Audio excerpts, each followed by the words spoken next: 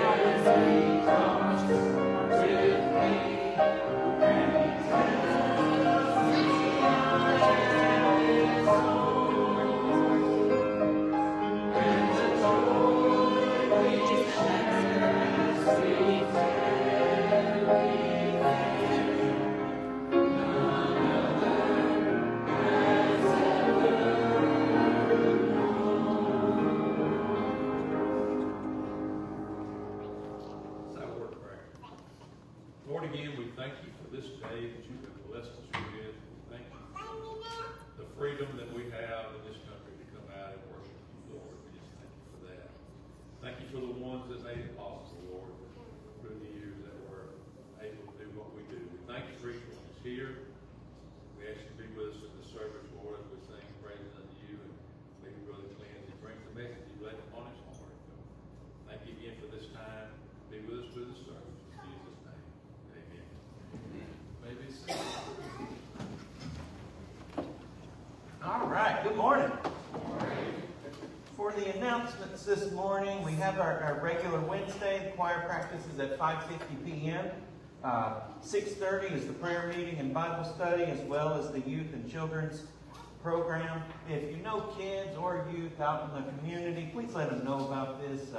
We need more kids in there. We've got a lot of adults that are just really dedicated, and they're showing up each and every Wednesday to make sure that this happens. So please make sure that we're getting as many people in here as we can. We are still raising money for a new heating unit. Again, we know that it's hot outside and it's hard to think about right now, but come November, we're going to really need it. We need $8,500 raised for the exhaust on this heating unit over here. So please be praying on that. That if you would like to give, we would love to be able to raise that before that time gets here. WMU is actually this Thursday at 10 a.m. So ladies, if you have nothing to do Thursday morning, come to WMU. Now it says it's not a work session. Y'all. Yeah, we've had a couple where we work sessions, but this is not. We'll just be meeting.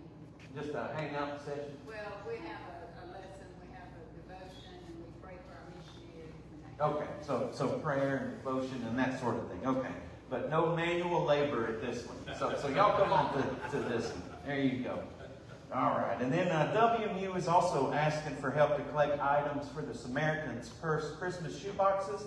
Our goal is to get 25 boxes, and during the month of July, please bring hygiene items such as the toothbrushes, bars of soap, package, of course, washcloths, combs, hair clips, that sort of thing. And again, make sure that they are small, tiny, like the travel size, that sort of thing.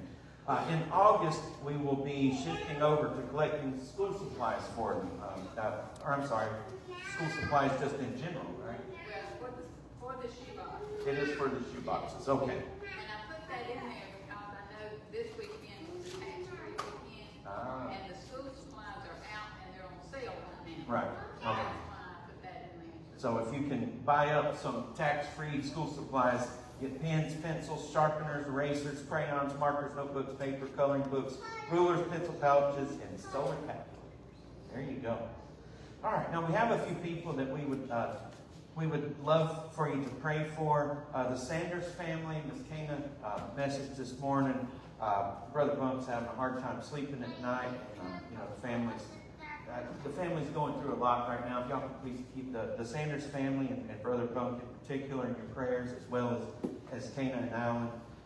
If you can keep Angie, my wife Angie, in your prayers. She has a kidney infection right now. She was supposed to go to work this morning, got up and could hardly walk. Her back was hurting so bad. So please keep her in your prayers. Margot has asked that you please keep her and Lily in your prayers for their situation. I won't go into detail, but she's just asking if y'all could please pray for her. And Brother Daniel, back is still hurt, so if y'all could please keep Brother Daniel Rodberg in your prayers. It would be much appreciated. And then there's a praise. Kara is back already. She's like a trooper. She's just had back surgery is not as easy as she's making it look. If it gets to that. But she's making it look easy. She just had it last week. And she's already back there smiling, making it look easy. All right, now I believe that is it. Did I miss anything on the prayers? Yes, good to have Miss Shauna in the audience this morning, in the congregation. All right, I appreciate it. Brother Jimmy. Well, we don't have any birthdays listed, but does anybody have a birthday? Or an anniversary coming up this week? Nobody? We're not getting any older then. Let's stand and we'll do our welcome songs. The family of God, and we'll greet one another.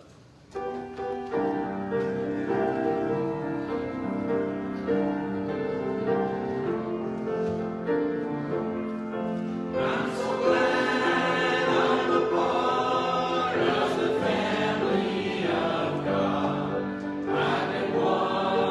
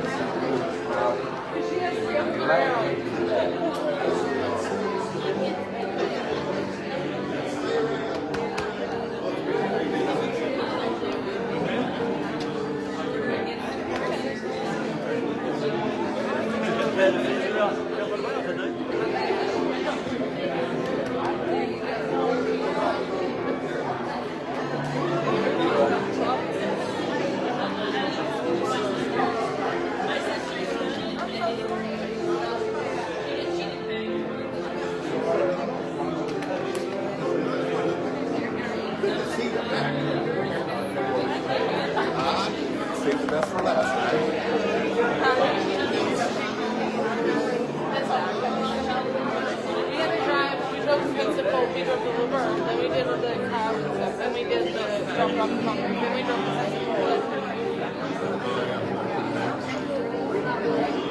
I know it's not.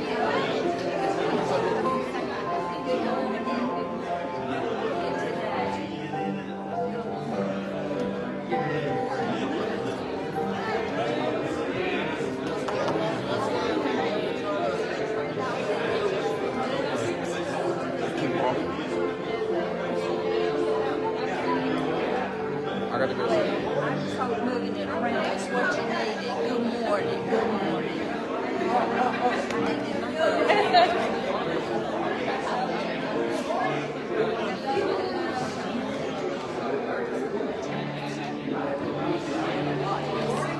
Nobody else wants to say hi.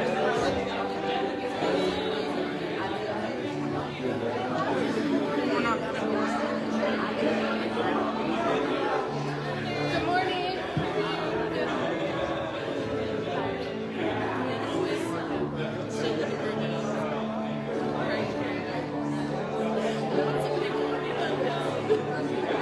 Especially as it gets closer, right?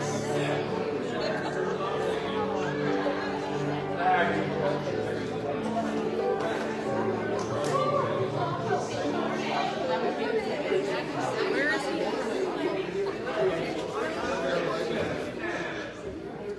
You take care of her, not me. You don't have any open wounds. My point is actually, you don't have any room.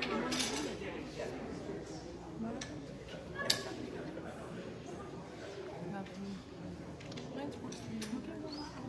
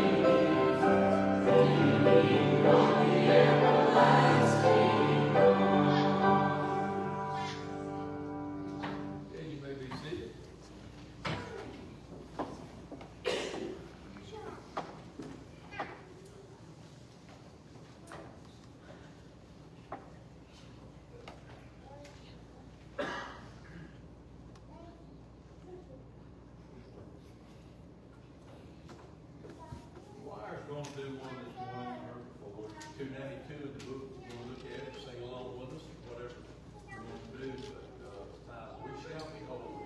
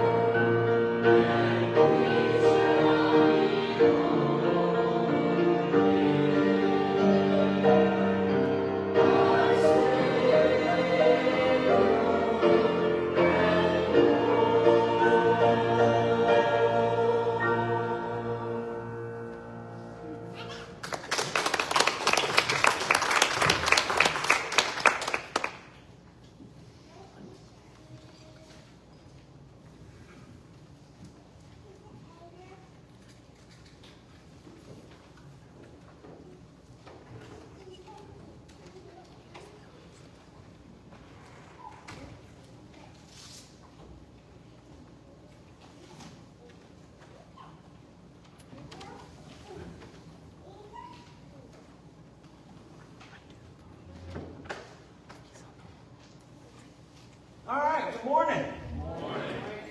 That was good.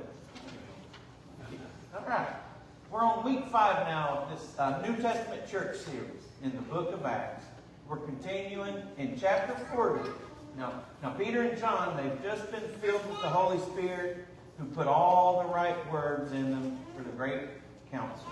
And now they're leaving the temple. So if y'all would please stand if you're physically able and reverence God's holy word. We're going to say a short prayer and then we'll read the scriptural passage for today's sermon. Heavenly Father, we thank you so much, God, for this opportunity for us to come together this morning, Lord, and worship and praise and to study your word, Lord, and to hear your message. God, I would ask that you please give me the message that you would have brought this morning to this congregation. God, we thank you so much for this church family, and thank you for each individual and each family that is in this congregation, and those who can't be here. God, we just ask that you be with them and help them with all the problems that they are having at the moment. And God, we thank you again just for all of your many blessings and the things that you're doing in Fairmount. God, we ask this morning, especially during this sermon, that you would open our hearts and minds through the Holy Spirit this morning. Help us to understand your word. In Jesus' name we pray. Amen. All right, Acts 4:23 through 31. Prayer for boldness.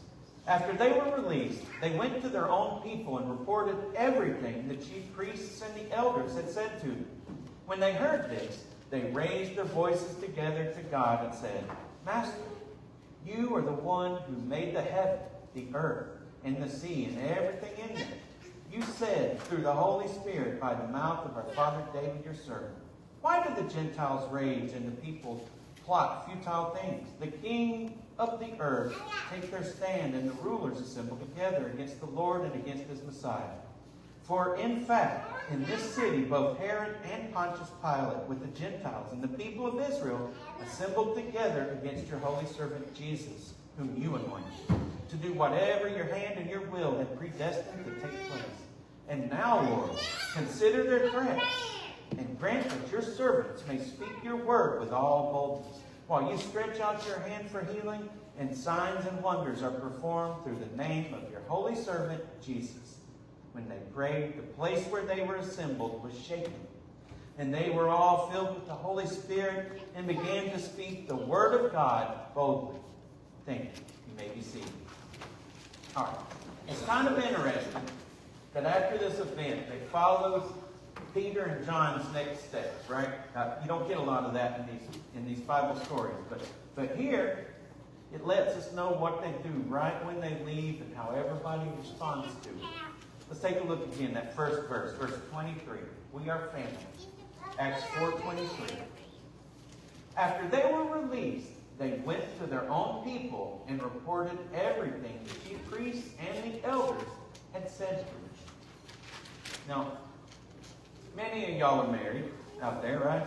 And even if you aren't, you've probably heard that line in the wedding vows before that reads, for better or for worse, right? I, Clint, take you, Angie, to be my lawfully wedded wife. Remember when we thought it said awfully? Anybody else used to think it said lawfully wedded wife, to have and to hold from this day forward, for better or for worse, for richer or for poor, in sickness and in health, to love and cherish till death do us part. So the vows there tell us that a couple, which is a family, we're committed to one another. Through the good and the bad, right? We're committed to one another. Through celebrations and through tribulations, both. And the minute Peter and John were released here, they went straight to their own people. This right here was their family. That was their family. That's right where they went to. And actually, they didn't say the word people at all in the actual Greek. It said they went to their own. They went to their own. Like, if you know what that word means, it's kind of like means a manner unique to oneself, idiosyncratic. But idios, a lot of times in the New Testament, is actually translated as themselves or oneself, depending on if it's singular or plural. In other words, it was more than just their people they were going back to. Their people sounds kind of external to them, right? No, that's not what they were saying. They went to themselves. In other words, they went to gather to their own. They went to their own. And that's something that they are a part of, not external to. In other words, the Christian church was here like this. And all the people in it were right here. They were all together. They were a part of that church. Now, I'm sure some of you are kind of history buffs here, right? And many of you know this, but throughout history, especially early Christian New Testament church history, in the early Protestant churches, the church was the center of life. Everywhere. Like, I'm not just talking about the body of believers that were inside like we usually mean when we're talking about the church. I mean the buildings, the people in it, where it was in each town physically, was the center of town. It was the center of things. And they helped all the sick and the needy. And they were there when people had problems. Now, there was some other things in some of the churches. You know, you had your zealots in there, people that wasn't in there for good reason. But I firmly believe that this part of the church, both the collective church and the local church, are supposed to feel and be like this, like it was within. I truly believe that. When I say the phrase church family, I sincerely feel that when I say it. And I want that for all of us and for our church.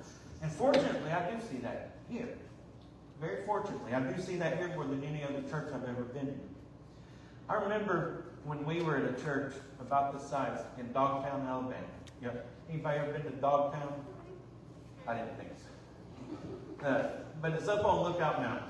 And Angie went out to eat with one of our friends from church. And she was one of the first people, this friend, was one of the first people we met when we moved to Alabama. And we're actually still friends until this day. In fact, I married her son and his wife just a few months ago when I went up there. But she and Angie went out to the Fort Payne Applebee's and ate one day. And the preacher happened to be there. And he's one of my favorite preachers as far as his actual preaching I've ever had. Expositing the Word of God, that part of the preaching. He had seen them out eating together. And, you know, he just said, hey, or whatever. But when he got to service and he came in talking at the service, doing his sermon, he started praising them at the next service.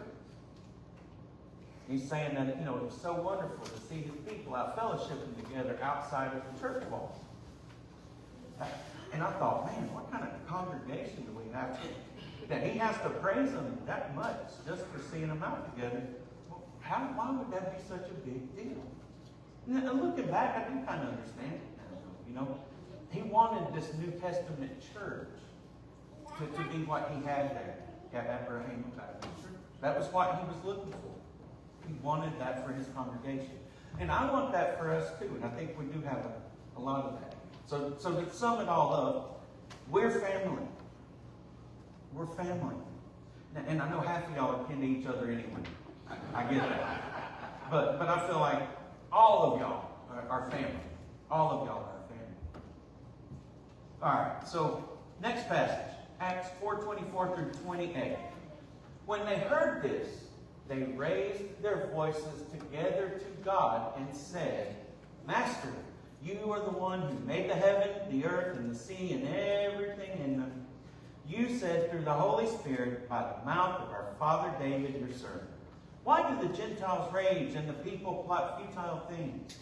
The kings of the earth take their stand, and the rulers assemble together against the Lord and against his Messiah. For in fact, in this city, both Herod and Pontius Pilate, with the Gentiles and the people of Israel, assembled together against your holy servant Jesus, whom you anointed, to do whatever your hand and your will had predestined to take place. Now, there are places throughout the Bible where we can assume corporate prayers taking place, right? When they're gathered together and there's prayer. But in this one place here, it actually says they raised their voices together to God. Peter didn't just pray. John didn't just pray. Brother Jimmy didn't just pray. They were all praying together. And they weren't praying in their heads. The word for voices there in the Greek is transliterated in English as P-H-O-N-E. What does that spell in English? Phone, right. Sounds familiar, doesn't it? So the word actually meant voices or sounds. So there were literal sounds coming out of everybody's mouth. Everybody was praying together. They were all raising their voices Unanimously is actually the Greek word that was used in not together. Unanimously to God. So does that mean that you had a bunch of different voices saying a bunch of different things like you'll hear in some denominations? Even a lot of missionary Baptist churches. Maybe. I don't know. But it could have also been that they were all saying the same prayer together, or like an incantation type thing. All the same words, because it did tell us what they were praying. It gave us all the words right there. All the prayer that they were saying together. And they're reminding God that He told them, and this is actually from Psalms 2, 1 through 2. Why do the nations rage and the peoples plot in vain? The kings of the earth take their stand, and the rulers gather together against the Lord and against His anointed one, or His Messiah, through the mouth of David. They're talking about the psalm.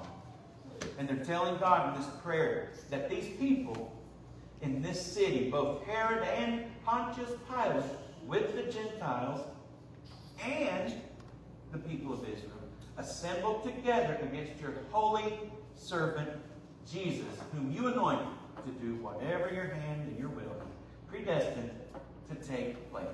So they're reminding God here that everyone, almost everyone, is against Him and against them and what they're looking to do.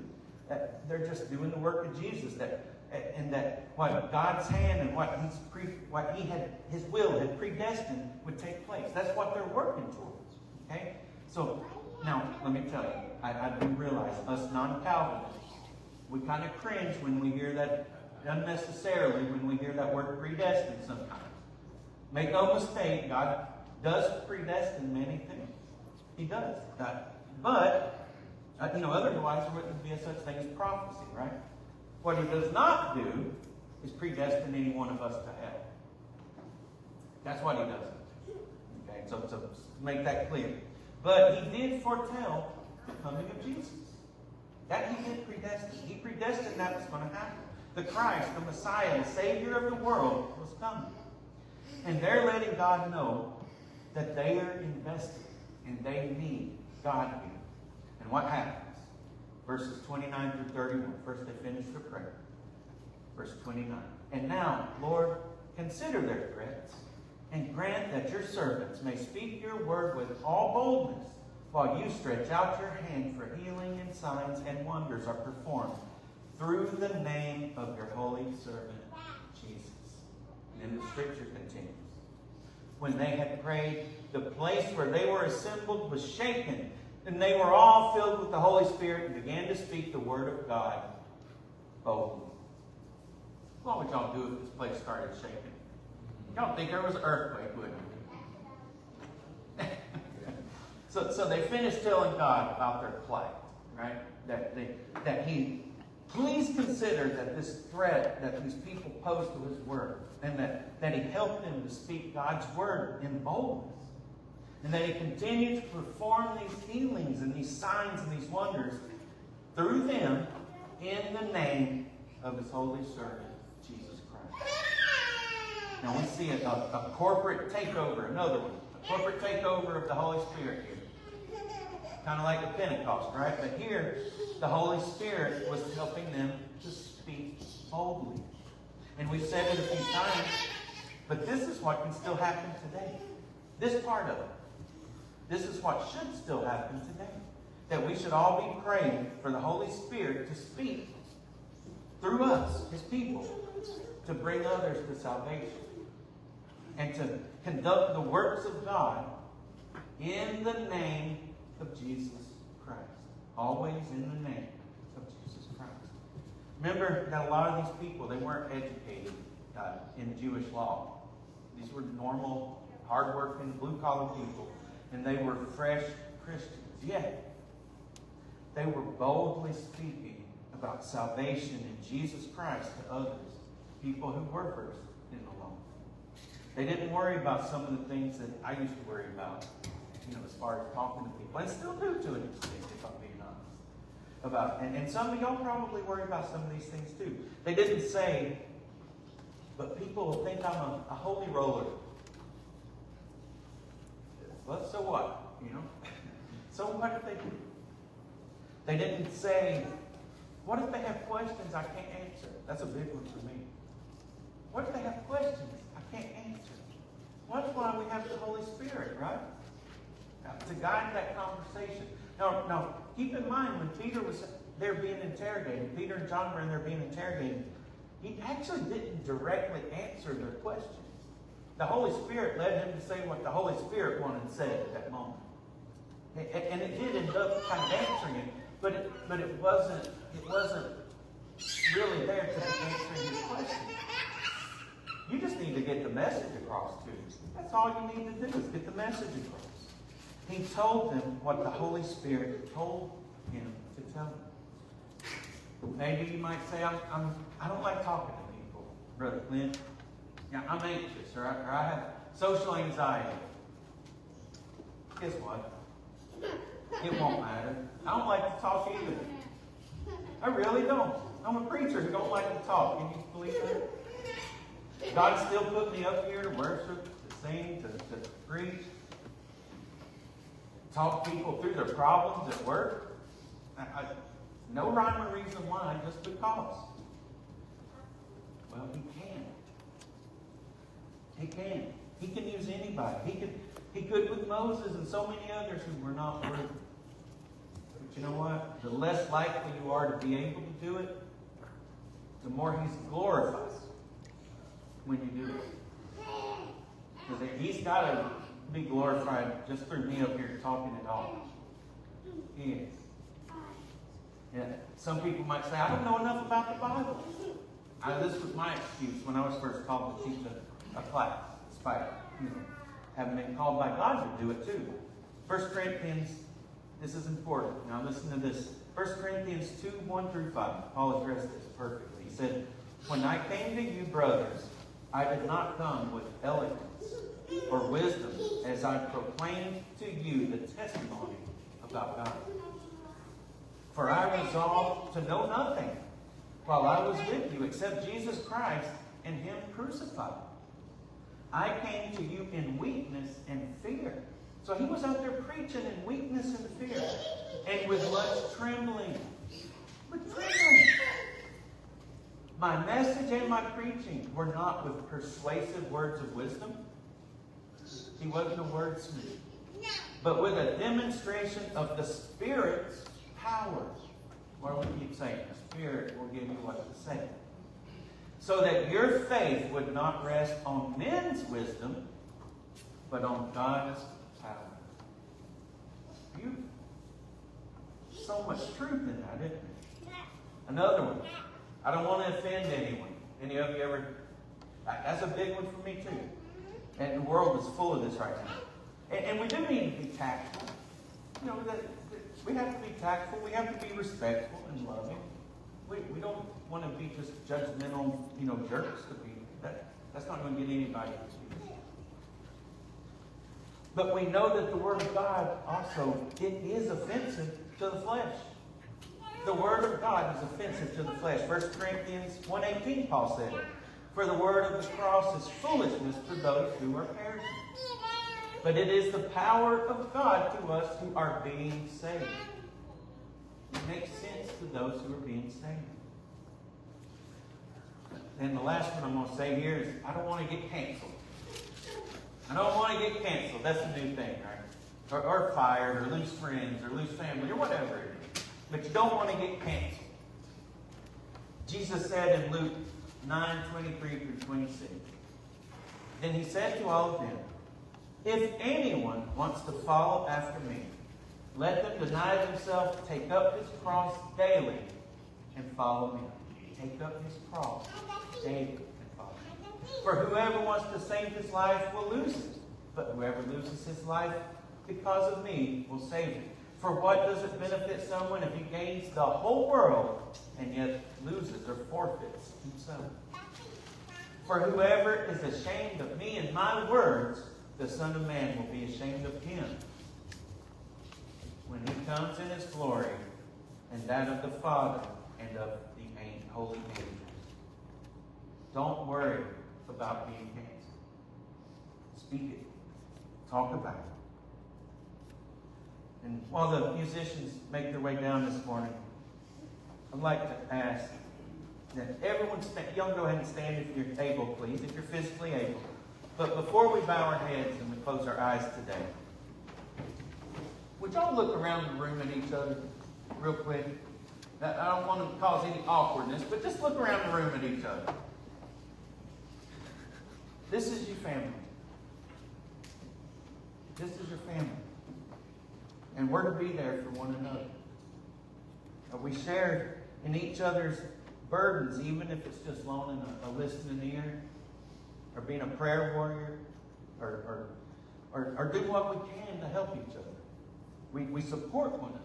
We pray together for the Spirit to guide us all to help one another and to grow among ourselves. You know, each individual one of us to grow in the Spirit, but also to add to the numbers of God, add to the numbers of the church through God in the name of Jesus. Please don't forsake this during the week. Don't let this just be, mantra that we speak on Sunday or Wednesday or whatever day of the week that we're at church. Let this be your whole week. If y'all would now, please bow your heads, close your eyes. Heads bowed and eyes closed, please. If there's anyone here who does not know Jesus, if you've never been baptized by the Holy Spirit, then we'd love for you to come down to the altar this morning. We want you to answer God's call. Give your life over to Jesus Christ. And if you'd like to renew your faith this morning, come down. If you'd like to be baptized or move your membership here from another church, or just maybe even just receive prayer for a problem you have today, I ask that you come down this morning as well. I'll be waiting at the altars as Brother Jimmy sings the closing hymn. 544.